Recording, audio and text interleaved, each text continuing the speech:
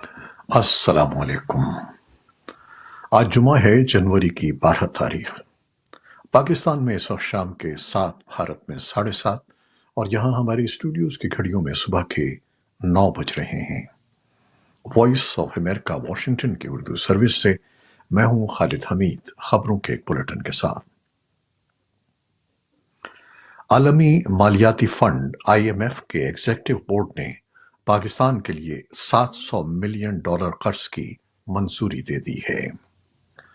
پاکستانی وزارت خزانہ کے اعلامیے کے مطابق $3 ارب کے اسٹینڈ بائی ارینجمنٹ پروگرام کے تحت IMF کے ایگزیکٹو بورڈ نے پہلا جائزہ منظور کیا اور دوسری قسط کی مد میں فنڈز کی منظوری دے دی۔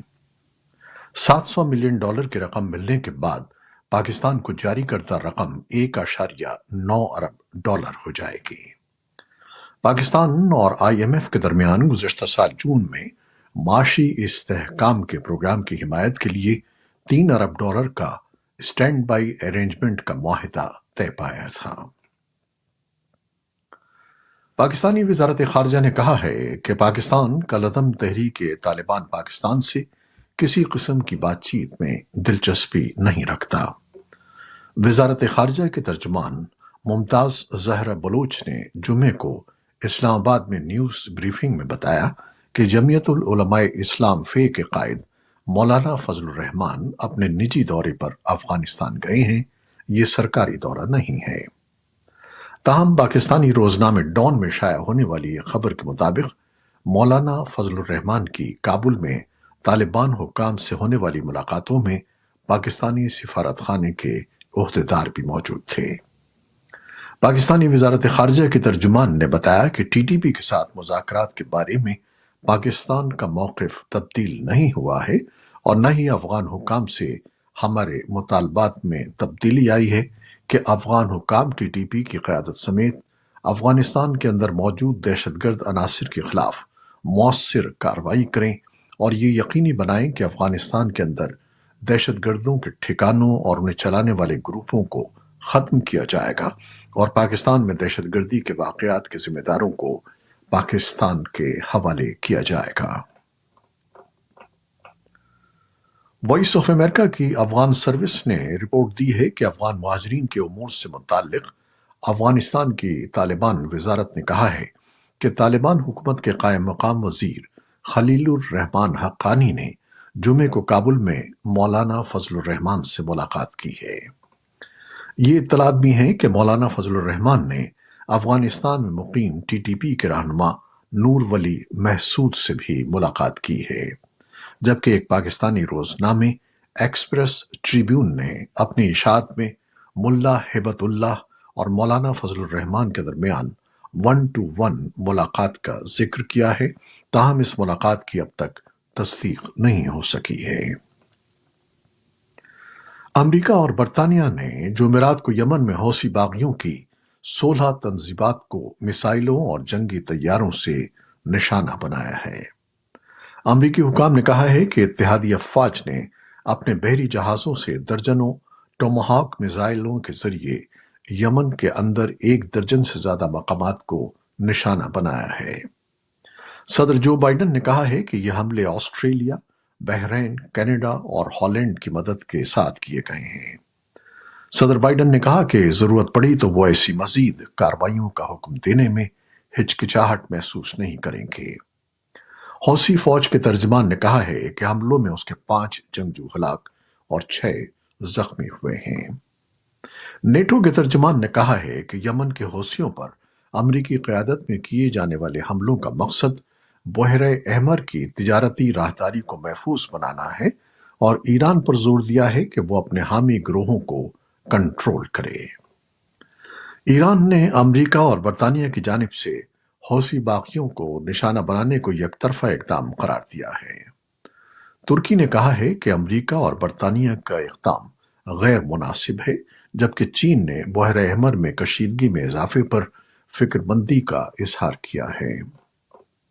حوثی باغیوں کے تجارتی بحری راستوں پر حملوں کے جواب میں کیے گئے جوابی اقدامات سے تیل کی قیمتیں بڑھنے کا خدشہ ظاہر کیا جا رہا ہے۔ روس نے کہا ہے کہ اس نے جمعے کے روز اقوام متحدہ کی سلامتی کونسل کے ہنگامی اجلاس کی درخواست کی ہے تاکہ امریکہ اور برطانیہ کی طرف سے یمن کے حوثی باغیوں پر فوجی حملوں کے بارے میں تبادلہ خیال کیا جا سکے۔ اقوام متحدہ میں روس کے مستقل مشن نے کہا ہے کہ روس نے یمن پر امریکہ اور برطانیہ کے حملوں کے سلسلے میں 12 جنوری کو اقوام متحدہ کی سلامتی کونسل کے فوری اجلاس کی درخواست کی ہے۔ اس سے قبل یمن کے حوثی گروپ کے رہنما عبد الملک حوثی نے ایک ٹیلی ویژن تقریر میں کہا کہ امریکہ کی جانب سے حوثیوں پر کیے جانے والے ہر حملے کا جواب دیا جائے گا اور حوثیوں کی جانب سے کوئی بھی رد عمل اس سے بڑا ہوگا جس میں باغیوں کے ڈرونز اور میزائلوں نے بحیرہ احمر میں ایک امریکی جہاز کو نشانہ بنایا ہے۔ امریکہ نے ایران کی جانب سے عمان کے ساحل سے ایک آئل ٹینکر کو قبضے میں لینے کی مذمت کرتے ہوئے جہاز اور اس کے عملے کو فوری طور پر رہا کرنے کا مطالبہ کیا ہے۔ محکمہ خارجہ کے ترجمان نے کہا ہے کہ امریکہ ایران کو جواب دہ ٹھہرانے کے لیے مناسب اقدامات پر علاقائی شراکت داروں سے مشاورت کر رہا ہے۔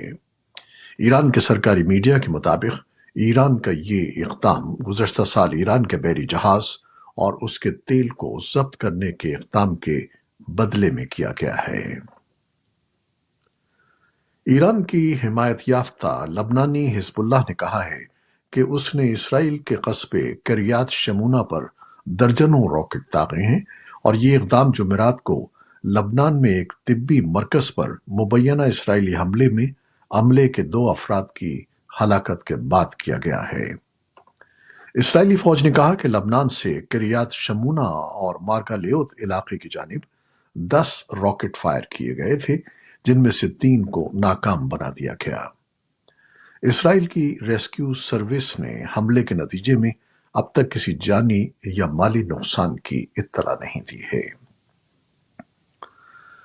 امریکی وزیر خارجہ اینٹنی بلنکن نے قاہرہ سے واپسی پر کہا ہے کہ امریکا ایک فلسطینی ریاست کے قیام کی راہ ہموار کرنے کے لیے اسرائیل اور مشرق وسطیٰ کے ملکوں کے ساتھ مل کر کام کر رہا ہے۔ بلنکن نے کہا کہ یہ ایک ایسا راستہ ہے جو اسرائیل کی سیکیورٹی کی جائز ضروریات اور فلسطینیوں کی اپنی ریاست کے قیام کے لیے خواہشات کی تکمیل کر سکے گا۔ وہ انضمام، سیکیورٹی اور ایک فلسطینی ریاست کا قیام ہے جس میں ایران کو الگ تھلگ کرنا اور ایران کے حامی گروپوں کی کارروائیوں کو ناکام بنانا بھی شامل ہے۔ ہالینڈ کی شہر دی ہیگ کی بین الاقوامی عدالت میں جنوبی افریقہ کی طرف سے اسرائیل کے خلاف نسل کشی کے الزامات پر مبنی مقدمے کی سماعت جمعے کو دوسرے روز بھی جاری رہی۔ اسرائیل نے فلسطینیوں کے نسل کشی کے الزامات کی سختی سے تردید کی ہے اور اسرائیلی وزیر اعظم نے ان الزامات کو منافقت قرار دیا ہے۔ وکلاء آج عدالت میں اسرائیل کے حق کے دفاع کے بارے میں اپنے دلائل پیش کر رہے ہیں۔ فلسطینیوں کے حامی مظاہرین نے جمعے کو بھی عدالت کے باہر فلسطینی پرچم اور پلے کارڈز اٹھا کر احتجاج کیا جن پر فلسطین کو آزاد کرو اور غزہ پر بمباری بند کرو کے مطالبات درج تھے۔ برطانیہ کے وزیر اعظم رشی سوناک یوکرین کے صدر ولادیمیر زیلنسکی سے ملاقات کے لیے جمعے کو ٹرین پر یوکرین پہنچ رہے ہیں۔